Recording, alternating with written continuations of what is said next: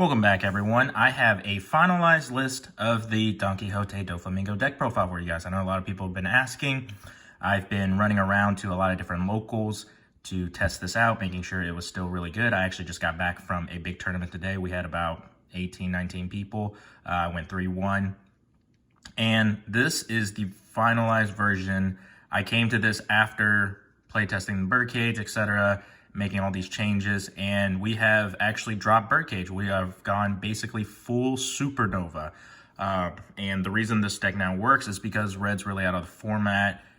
We're not really dealing with too many faster multi-attack decks, and we can basically stall for time and play a wall deck again. So with that, let's get into it. I did get myself a alt art. I love these set 4 leaders. I'm glad they're bringing it back for, I think it's the extra booster, where basically you get your leader and then their family / relatives, whatever it is. All right, so like I said, Supernova package. So we have switched from Baby 5 to Jewelry Bonnie. So this is the original searcher that stays on the field, and then rest, search top 5, and grab a Supernova type card. I'm actually really excited to see that the next set will also have more green Supernova cards, because she's actually the leader. So this deck could actually get good again, or stay relevant until then, or when that comes back out.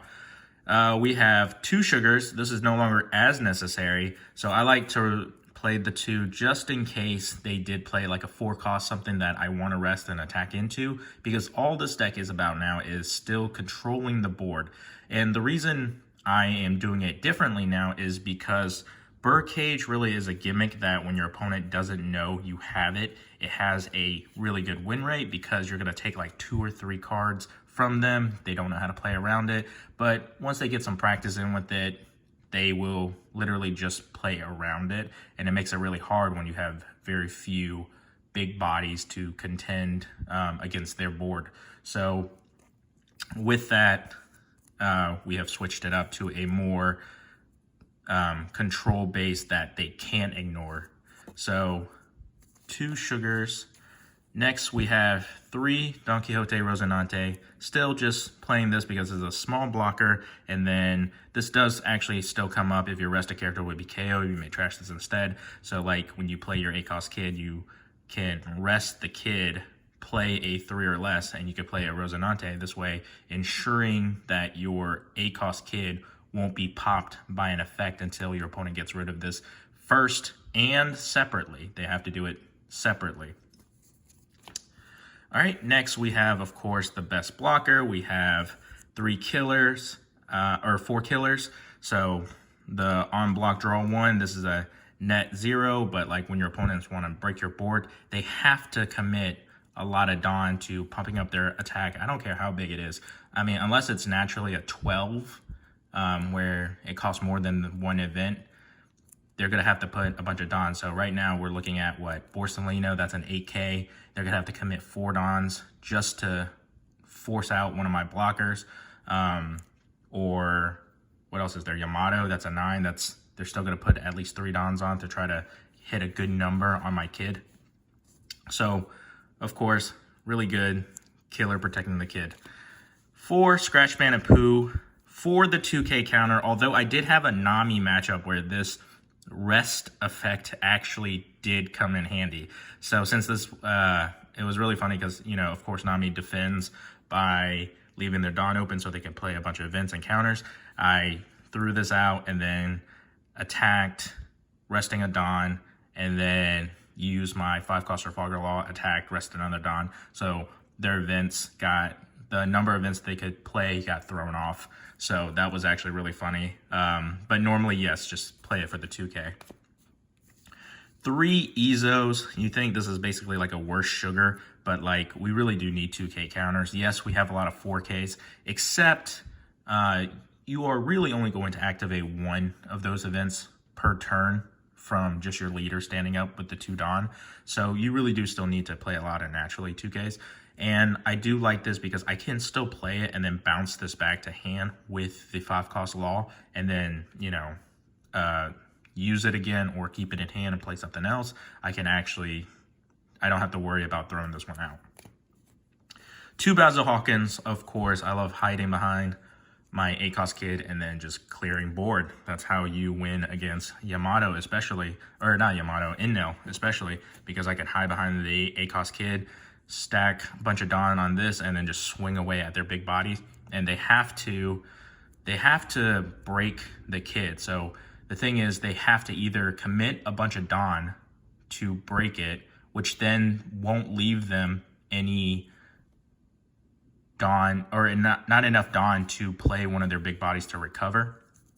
So if you get them down to 1 and you don't give them a good chance to recover, they have to either make the choice to either get a recovery or break the Kid, or attempt to break the Kid. Now, of course, yes, they do have the Eustass Katakuri, but it's going to go into your life. It's going to go into your life, and that's why you really do need to set up another one, though. So it's really important to keep it going. But I love having this out to, can wipe the board. And that's why we do play a bunch of the rest cards, so we have targets to wipe and then restand. 3, X-Drake. I really just got tired of people playing Gadatsu, popping something, and I really just wanted to do something back at them. And plus, I really did need some aggro in this deck. So 5 cost is great. And then 6k, not a bad attacker. And then just a net 1 in difference for you and your opponent. So that's actually really good. So, of course, it hurt a lot when people were Gadatsuing me, so I figure I X-Drake them back. Of course, 4 Trafalgar Law, blocker, bounce a card. It can be any character, any cost. Of course, you're really not really going to bounce anything bigger than, you're really just going to be bouncing like your Jewelry Bonnie, etc. Something small, and then getting more value out of it. Like once you use the Bonnie and it's just sitting there as a target, if you haven't had your Eustass Kid set up, of course you can bounce it back, play it again, and reuse it to do a little more searching. But usually I like to play this when the Kid is set up, or if I am going first and I have my Zoro attack for 5k, get a Dawn, go back to 5. I can drop this, bounce the Zoro, play the Zoro again, so my Zoro is safe from, at the very least, attacks. And my opponent will have to commit Dawn to KO the Zoro. We'll get into that when we get to Zoro. So 4 Trafalgar Law. 2 more Trafalgar Law for the restand. This is really, it's just a finisher card. Like if I need 1 more attack, etc., I usually just hold on to this until then.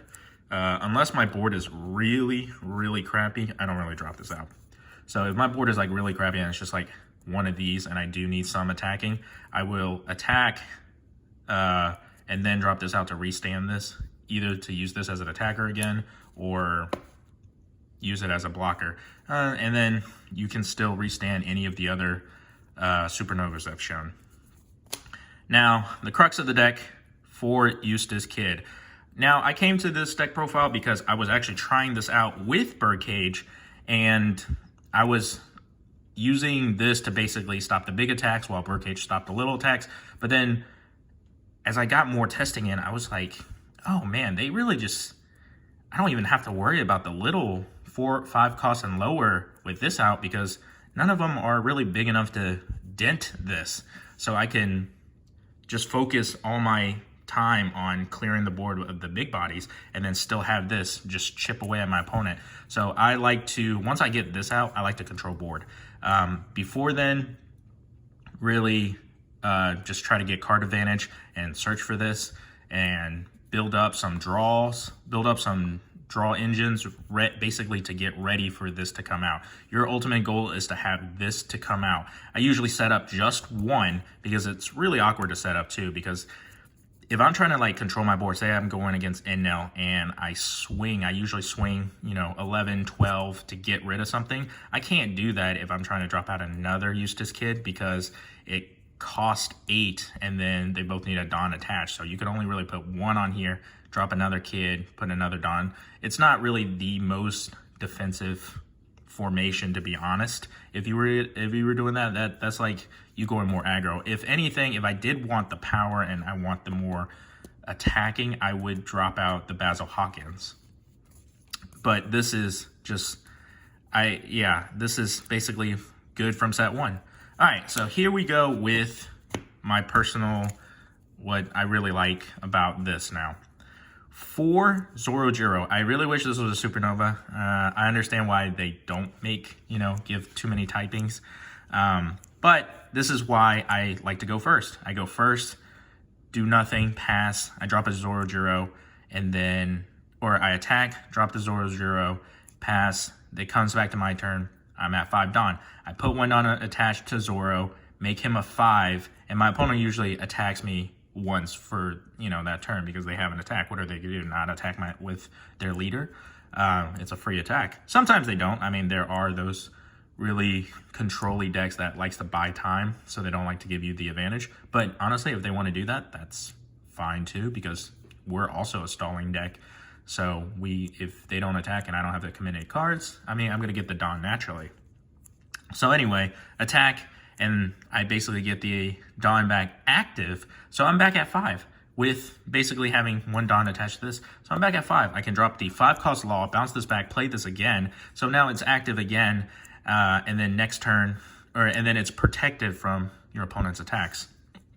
I do sometimes give a Spiderweb for this. So like if I don't have the 5-cost Law, I swing. I do sometimes give the Spiderweb for this because I am ramping up quick to get my bigger bodies out and as many of anything set up for Kid to drop and then just dominate the field.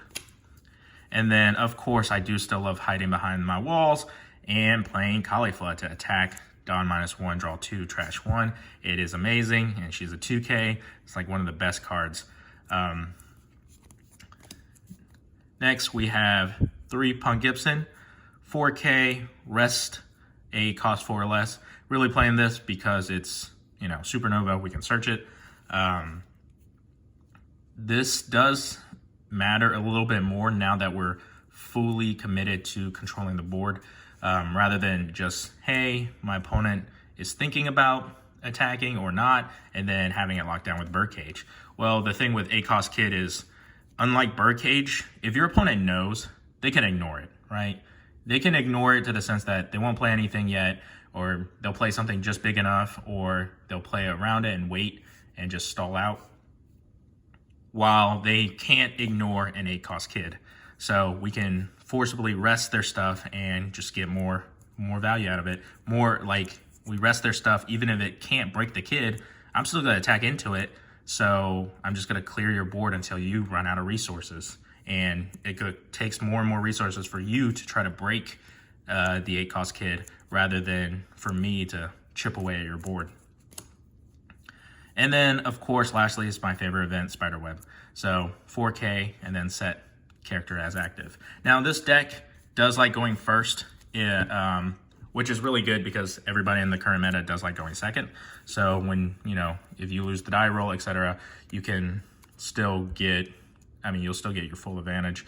But there are the cases where I will go second just to not give my opponent their ideal play. So for example, Sakazuki, I don't want them to brand new. I don't want them to brand new and then Hound Blaze immediately. I'll give them, sometimes I will bait them for it though. Like if I know, they got it, they play the brand new, they searched it, I will give them a target, something to give them to bounce back and then use their brand new to swing. But it's really situational. It depends on if I fully expect, if I have something in my hand that's better, I will sometimes throw something out to bait them. And people are greedy. They want to get full advantage off immediately. So you can easily bait people with this, which is really funny. Now, something that I really do miss is the 10-cost Dofi. You could probably take out the Basil Hawkins and play 2 of these. Unfortunately, because we're only playing 2, we're not going to really see back-to-back drops of Dofi, which is honestly one of the best parts of Dofi. And then we can't search it. So since we're no longer playing Baby 5 because we're more into the Supernova engine now. But I really do think this is the better version of the Birdcage, basically the stall deck, because Eustass Kid, still a very, very annoying card to deal with, like 5 sets in. Anyway, guys, thanks for watching. Let me know your thoughts.